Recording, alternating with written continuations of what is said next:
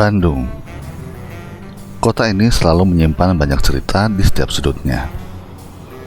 Pada video terdahulu, saya pernah menceritakan tentang bekas penjara di daerah Banjai, tempat Bung Karno pernah dipenjara, yang sayangnya kini sudah nyaris tak bersisa.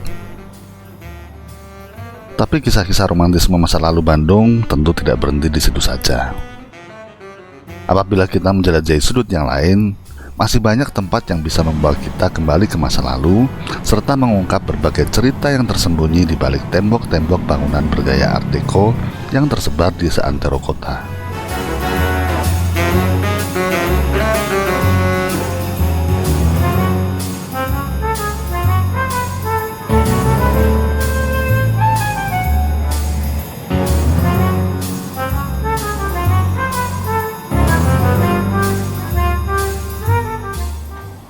Nah, pada video kali ini, saya akan membawa Anda menyusuri jalanan kota Bandung menuju sebuah tempat yang boleh dibilang bersejarah, namun tidak tercantum dalam buku-buku sejarah.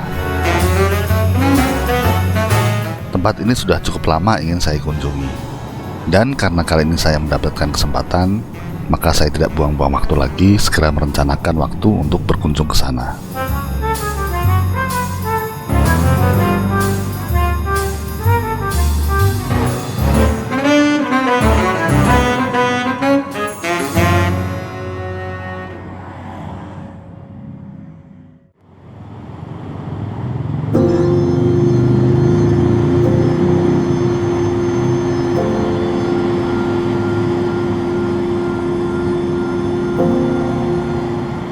Hari masih terbilang pagi ketika saya memutuskan untuk berjalan kaki menyusuri jalanan kota Bandung. Udara Bandung yang dingin masih tipis terasa menyelimuti kulit. Walaupun matahari sudah meninggi, tapi belum terasa terik. Ideal sekali untuk berjalan-jalan pagi.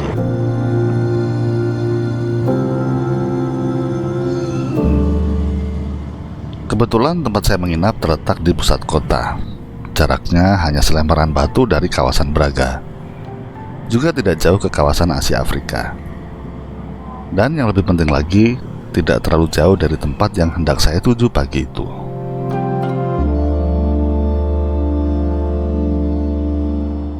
Saat itu, lalu lintas sudah mulai tampak ramai. Jalanan sudah mulai padat oleh kendaraan warga Bandung yang berlomba-lomba menuju tempat aktivitasnya masing-masing. Walau sesekali, masih banyak pula orang yang berolahraga pagi.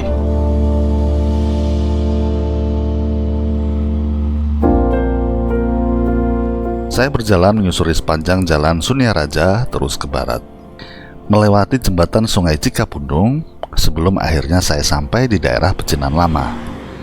Sebuah daerah yang dulunya memang kawasan pemukiman etnis Tionghoa yang dominan dengan kegiatan perdagangan bahkan hingga saat ini.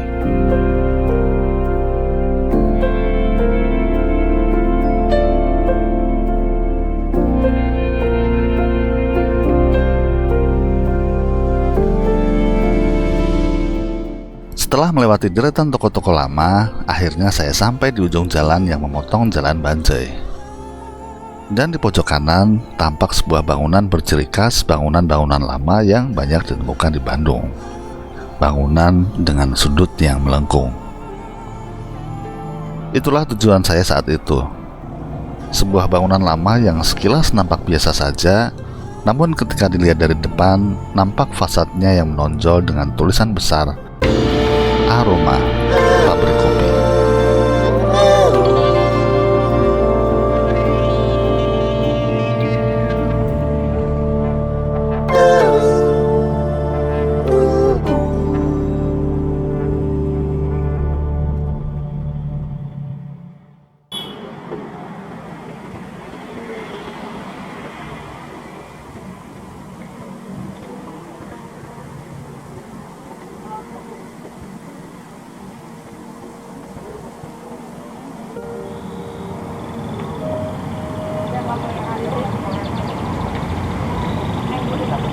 Pabrik Kopi Aroma adalah sebuah legenda perkopian di Bandung.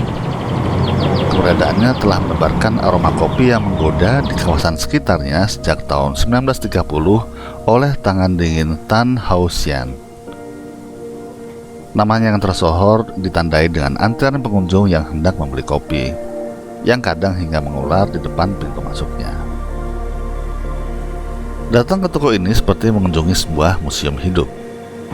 Dari luar, aktivitas di dalam toko terlihat dari balik jendela kaca yang lebar. Alat-alat penggiling kopi yang sudah berusia lanjut nampak jelas dari luar dan terlihat seperti barang-barang pajangan museum. Tapi alat-alat ini masih digunakan oleh para pegawai berseragam coklat yang tampak sibuk di dalam. Kemasan yang digunakan untuk membungkus kopi pun masih berupa kertas dengan cetakan ala zaman dulu. Yang istimewa dari kopi aroma adalah biji-biji kopi yang diolah berasal dari varietas-varietas top Nusantara. Ada dua produk kopi aroma, yaitu kopi Mocha Arabica dan kopi Robusta. Kopi Mocha Arabica berasal dari Priangan, Jawa, Aceh, Medan, Flores, dan Timor. Sedangkan kopi Robusta berasal dari Sumatera dan Jawa.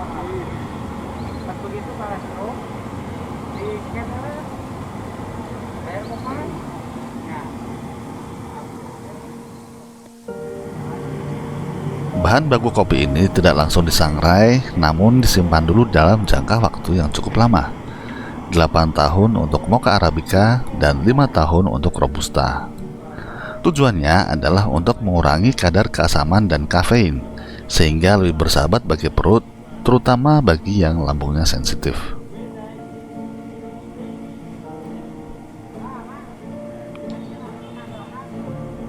Biji kopi mentah ini kemudian di roasting menggunakan mesin roasting zaman kolonial buatan Jerman yang berbahan bakar kayu dari pohon karet. Prosesnya dilakukan selama 8 jam untuk kopi Mocha Arabica dan 2 jam untuk kopi Robusta. Dan yang lebih istimewa lagi, biji-biji kopi yang di roasting hari itu, maka itulah yang dijual pada hari itu, sehingga kopi tetap segar dan terjaga kualitasnya. Mocha Arabica yang seberapa? Yang halus. Biji ada nggak? Ya. Ya.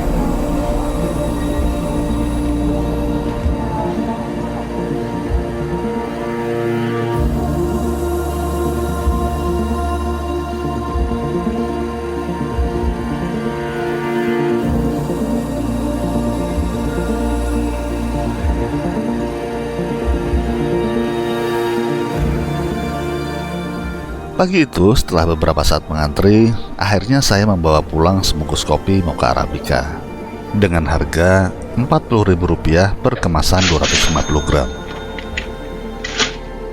Kopi yang dibeli di sini bisa langsung digiling dengan beberapa pilihan grinding profile. Tapi saya sengaja beli dalam bentuk biji agar terasa lebih fresh saat diseduh nantinya.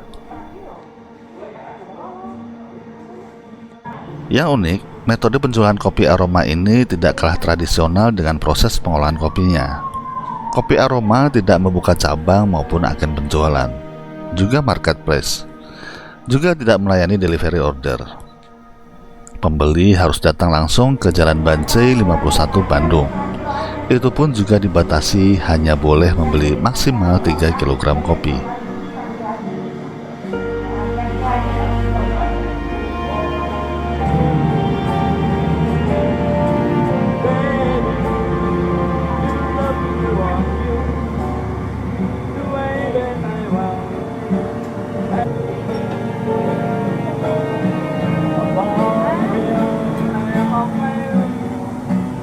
Tapi memang begitulah adanya.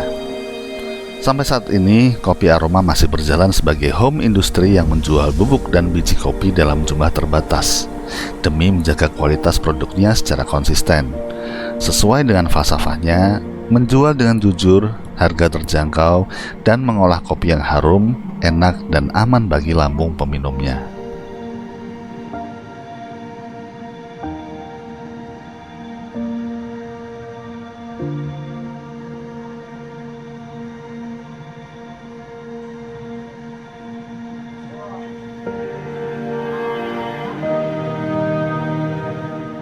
Di penghujung perjalanan, saya sempat berjumpa dengan Bapak Widya Pratama, pemilik toko yang sekaligus generasi kedua yang meneruskan bisnis ini. Dalam perjumpaan kami yang singkat dan tidak seluruhnya terekam kamera itu, beliau tersirat mengungkapkan kebanggaannya terhadap pabrik kopi ini, yang disebut beliau mempunyai arsitek yang sama dengan pembuat gedung sate Bandung. Yang bikin wah kuat sekali tanpa semen.